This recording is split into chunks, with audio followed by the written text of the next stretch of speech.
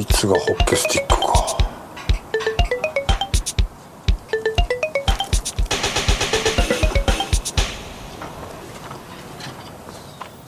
和風なのか洋風なのかわからんがうまいぞ。Media is intended to inform and entertain. I like watching things. Movies were, at a time, the most important thing in my life. Over time, my priorities have shifted, my worldview has become something that it wasn't, and my ability and interest to digest certain types of media has declined. I used to love horror and action, but a softening of my taste has led me to become less driven to watch media where stakes are high and bad things might happen to good or even mediocre people. I love comics and manga, but a glut of new content that consistently leans towards serialization, much like the massive events in comics or hundreds of chapter-long manga stories that want you to engage with countless storylines to keep up, both in print and on screen, have worn me out over time. I am tired of Earth. These people. I'm tired of being caught in the tangle of their lives. In my daily life, no matter how exhausted or frustrated or down I am, the tangible thing that I can count on to improve my disposition is food and drink. This preference for slowed down media and interest in dining has led me to a pretty unique niche of Japanese media: food stories.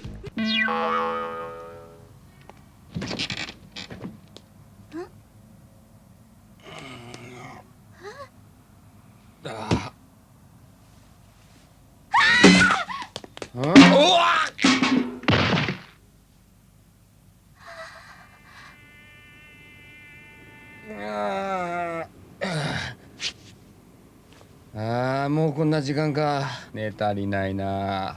文化部の方ですね。すみません。いらっしゃるの気がつかなかったものですから、すみません。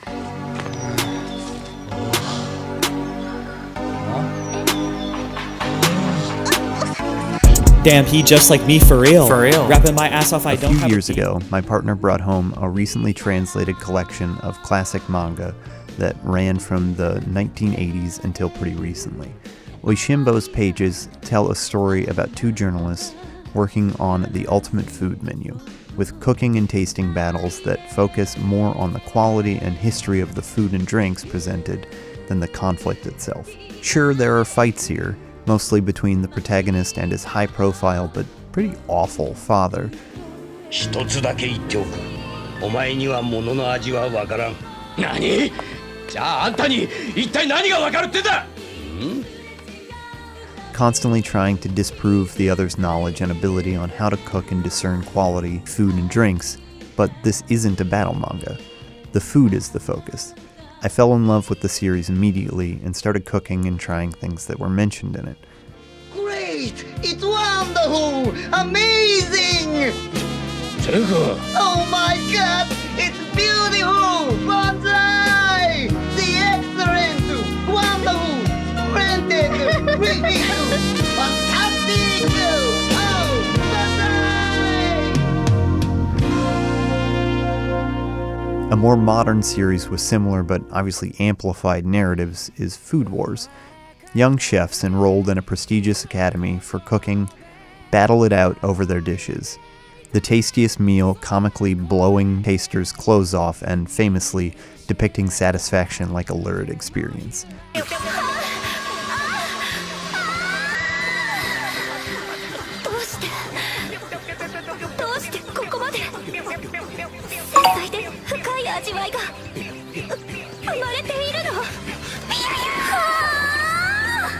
It's fun, but even that can be a bit much for me, and telling people that you enjoy it might give them a certain impression of where your preferences for media lie.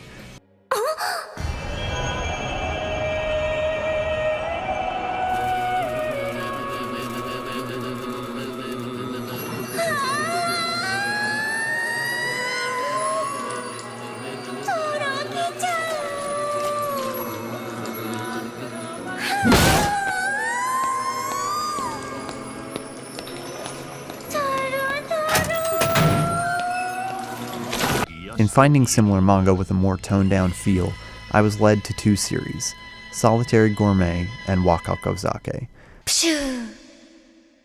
The two series were written years apart. In fact, Solitary Gourmet, running from 1994 until 2015, ended only a few years after Wakako Zake started, but their on-screen adaptations started within a few years of each other as well. Their stories are very similar. Both tell of a worker who takes any opportunity to de-stress from their jobs by stopping in a restaurant and having a good meal. The differences are their characters. One features a middle-aged man who can't drink, and the other a young woman who definitely can. After enjoying the manga, I found that both have live-action iterations, taking their time to stretch out pretty minimal manga stories into half-an-hour shows. I enjoy both equally, despite the differences in the meals that they can consume. Goro can put away food, often having what comes out to be about 2 meals in a single sitting, being unable to drink while dining at restaurants that probably expect him to, while Wakako can and does drink.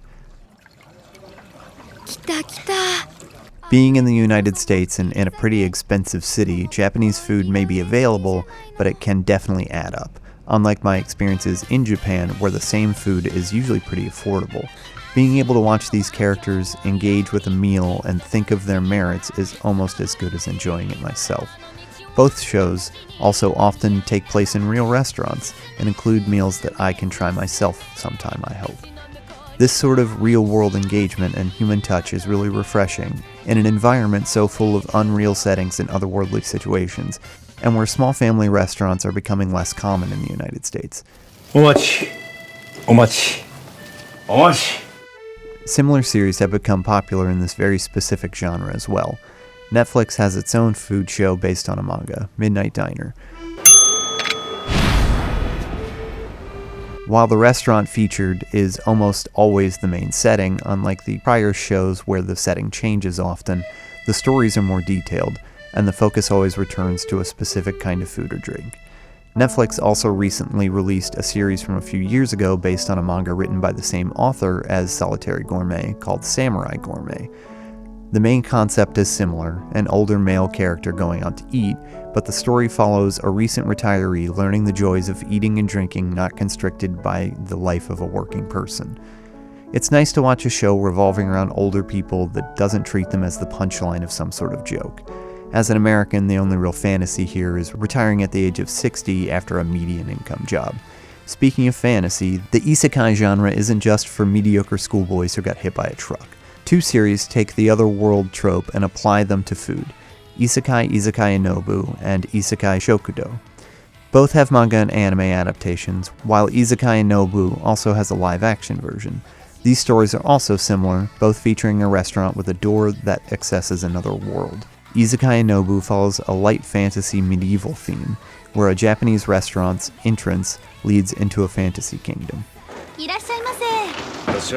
Isekai Shokudou's storefront does the same, but the fantasy elements are a bit heavier, with creatures and non-human diners. ゲルパが異界の主から聞き出した料理を欲しいという意味を持つ注文の言葉。オムライス大盛り、オムレツ3個持ち帰り。これによりガガンポたちリザードマンは銀塊師、銅塊師と引き換えに異界のごちそうを手に入れることができるのだ。I like Isekai Nobu a bit more myself because it feels like my own experience. A foreigner from a different place, and in the case of traditional Japanese food and drinks, a different time, learning and trying things they otherwise might not know about, and being blown away.